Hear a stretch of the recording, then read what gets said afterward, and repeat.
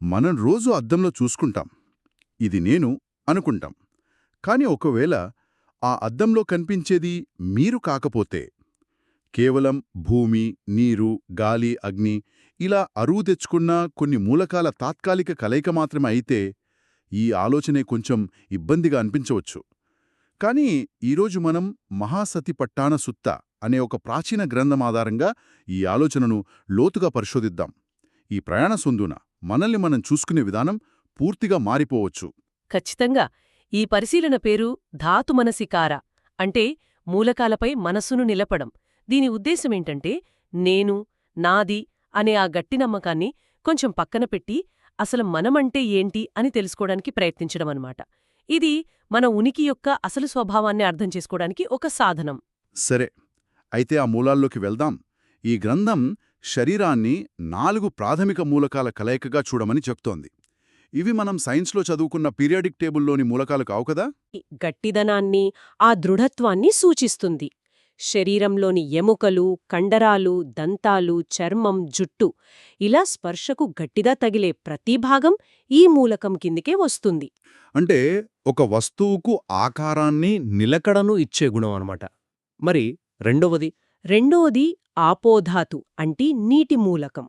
ఇది కేవలం ద్రవత్వం మాత్రమే కాదు, ఇది బంధించే గుణం కూడా. బంధించే గుణం. అవును.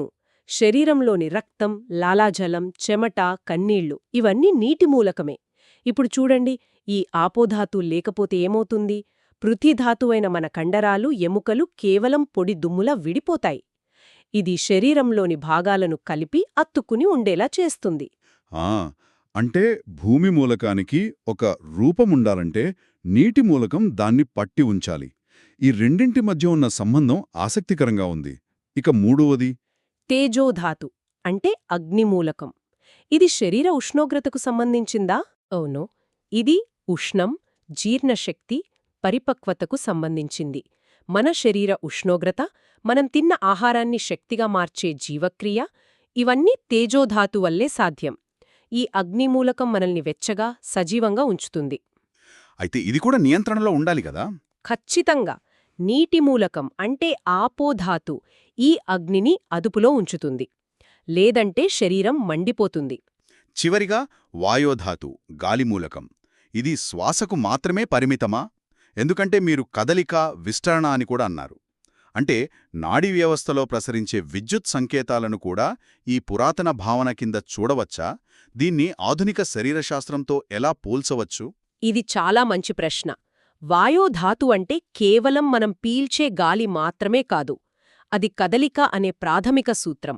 శ్వాస తీసుకోవడం, అవయవాలు కదలడం, రక్తు ప్రసరణ, చివరికి ప్రేగులలో ఆహారం ముందుకు కదలడం.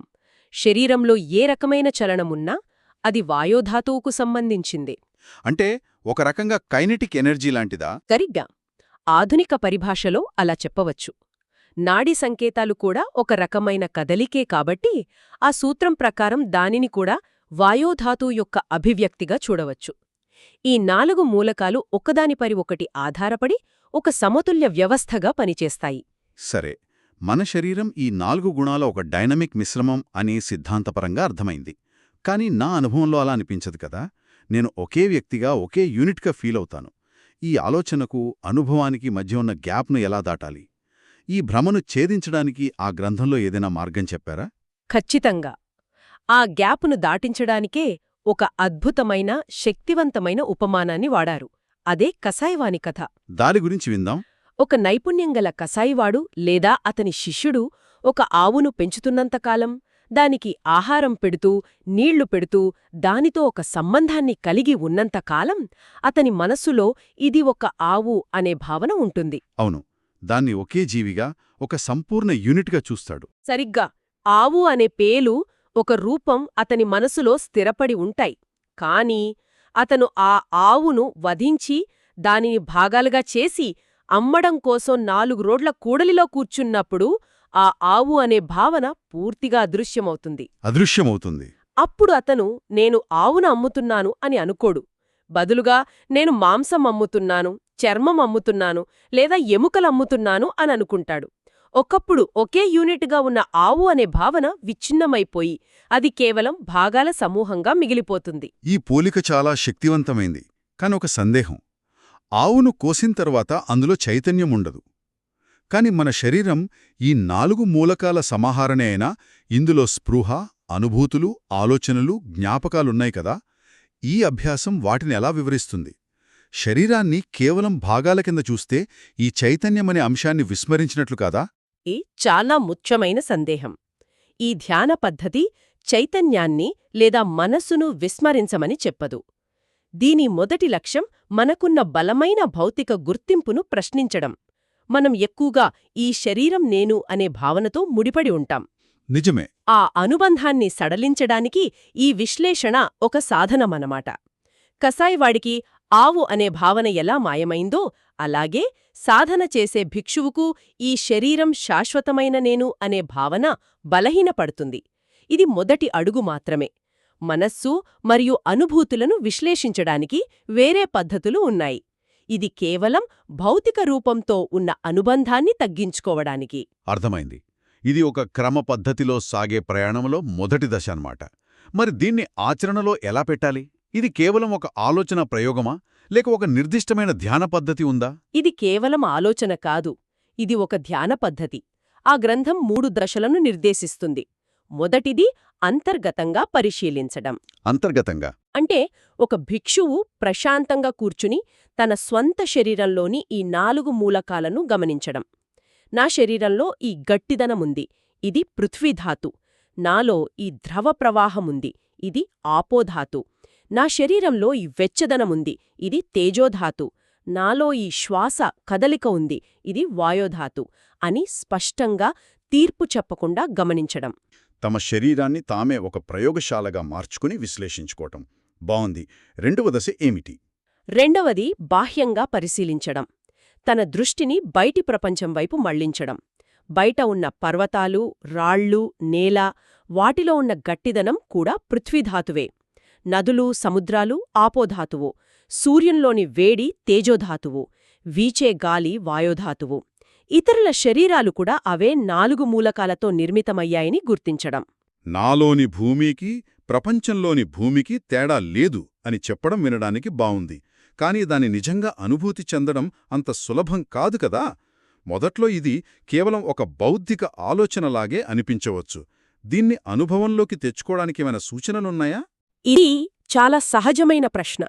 ఇది ఒక్కరోజులో వచ్చే అనుభవం కాదు. అందుకే ఇది నిరంతర సాధన. దీన్ని అనుభవంలోకి తేవడానికే బలవంతంగా ప్రయత్నించకూడదు. కేవలం గమనించాలి. ఉదాహరణకు, మీ చేతిలోని ఎముకల గట్టిదనాన్ని అనుభూతి చెందండి. అది అంతర్గతం. తరువాత మీరు కూర్చున్న నేల లేదా ఒక రాయి యొక్క గట్టిదనాన్ని తాకి అనుభూతి చెందండి. ఇది బాహ్యం. రెండింటిలోనూ ఉన్న గట్టిదనం అనే గుణం ఒక్కటే కదా. అవును, గుణం ఒక్కటే. ఆ గుణానికి నాది, బయటది అనే లేబుల్స్ మనమిస్తున్నాం. ఈ విధంగా చిన్నచిన్నగా గమనిస్తూ వెళ్తే ఆ విభజన రేఖ క్రమంగా మస్కబారుతుంది. ఇక 3వ దశ ఈ రెండింటినీ కలిపి చూడటం. నాలోని నీటికి, నదిలోని నీటికి గుణంలో తేడా లేదని, నాలోని గాలికి, బయటి గాలికి తేడా లేదని గ్రహించటం. అప్పుడు నేను అనే ప్రత్యేక అస్తిత్వం యొక్క సరిహద్దులు సహజంగా కరిగిపోవడం మొదలవుతుంది. ఈ అభ్యాసం అంతిమంగా ఎక్కడికి దారి తీస్తుంది? కేవలం ప్రపంచాన్ని ఒక కొత్త కోణంలో చూడటమేనా, లేక దీనివల్ల మన మానసిక స్థితిలో, మన ప్రవర్తనలో ఏదైనా స్పష్టమైన మార్పు వస్తుందా? దీని అంతిమ లక్ష్యాన్ని ఆ గ్రంథంలోని చివరి వాక్యం చాలా స్పష్టంగా చెబుతుంది. అతను స్వతంత్రంగా ప్రపంచంలోని దేనికి అంటిపెట్టుకోకుండా జీవిస్తాడు.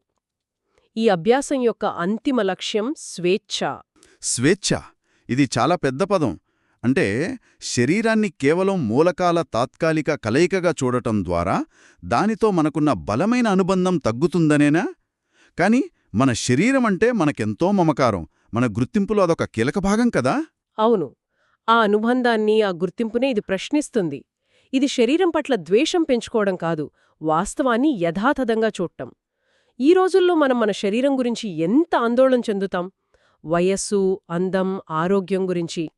ఈ అభ్యాసం మనకొక కొత్త కోణాన్నిస్తుంది. శరీరాన్ని శాశ్వతమైన నేనుగా కాకుండా ఒక నిరంతరం మారుతున్న ప్రక్రియగా చూసినప్పుడు దానిలో వచ్చే సహజమైన మార్పులను చూసి మనమంతగా భయపడం, ఆందోళన చెందం. అంటే దానికి అవసరమైన జాగ్రత్త తీసుకుంటాం, కాని దానితో అతిగా మమేకమై బాధపడం. సరిగ్గా ఆ మార్పులను అంగీకరించగలుగుతాం. ఇది ఒక రకమైన మానసిక స్వేచ్ఛ. ఒకసారి నాకు తీవ్రమైన జ్వరమొచ్చినప్పుడు నా శరీరం అగ్నిలా మండిపోతోంది, అంటే తేజోధాతు పెరిగింది. కదలడానికి ఓపికలేదు, అంటే వాయోధాతు బలహీనపడింది. ఆ సమయంలో నా శరీరం నా నియంత్రణలో లేదనే వాస్తవం చాలా స్పష్టంగా అనుభవంలోకి వచ్చింది. అది కేవలం కొన్ని మూలకాల అసమతుల్యత అని, అది దాని స్వభావం ప్రకారం ప్రవర్తిస్తోందని అర్థమైంది. నేను అనే అహం దాన్ని నియంత్రించలేదు. ఆ అవగాహన రాగానే ఆందోళన స్థానంలో ఒక రకమైన అంగీకారం వచ్చింది. ఆ స్వేచ్ఛే ఈ అభ్యాసం యొక్క లక్ష్యం. మనల్ని మనం ఒక దృఢమైన వ్యక్తిగా చూసుకోవడం నుండి కేవలం మూలకాల డైనమిక్ ప్రక్రియగా చూసుకోవడం వరకు ఇది ఎంతటి శక్తివంతమైన దృక్పథ మార్పు. ముఖ్యంగా ఆ కసాయివాని ఉపమానం ఈ విషయాన్ని మనసులో బలంగా నాటుకునేలా చేస్తోంది. శరీరం ఒక ఆవులాంటిది. దాన్ని విడదీసి చూస్తే ఆవు అనే భావనే ఉండదు. అవును. అయితే ఇది కేవలం ఒక బౌద్ధిక వ్యాయామం కాదని గుర్తుంచుకోవాలి. ఇది ఒక వ్యక్తికి తన ఉనికితో, తన గుర్తింపుతో ఉన్న ప్రాథమిక సంబంధాన్ని మార్చుకోవడానికి రూపొందించిన ఒక శక్తివంతమైన ధ్యాన సాధనం. దీనిని నిరంతరం అభ్యాసం చేయడం ద్వారా ఈ అవగాహన కేవలం ఆలోచన స్థాయిలో కాకుండా అనుభూతి స్థాయిలో కలుగుతుంది. అప్పుడు దాని ప్రభావం మన జీవితంలో స్పష్టంగా కనిపిస్తుంది. నిజానికి ఇది ఆరంభం మాత్రమే అనిపిస్తోంది. ఈ మూల గ్రంథాలు ఈ విశ్లేషణను మరింత లోతుకు తీసుకువెళ్తాయని తెలుస్తోంది.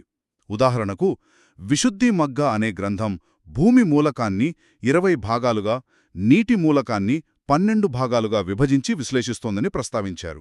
కేవలం 4 మూలకాలను విశ్లేషిస్తేనే మన దృక్పథం ఇంతగా మారితే, మనల్ని మనం అంత సూక్ష్మస్థాయిలో డజన్ల కొద్దీ భాగాల నిరంతర ప్రవాహంగా చూసినప్పుడు ఇంకేం కనుగొనగలమో? అప్పుడు నేను అని పట్టుకోవడానికి అసలు ఏముంటుందో ఆలోచించాల్సిన విషయం.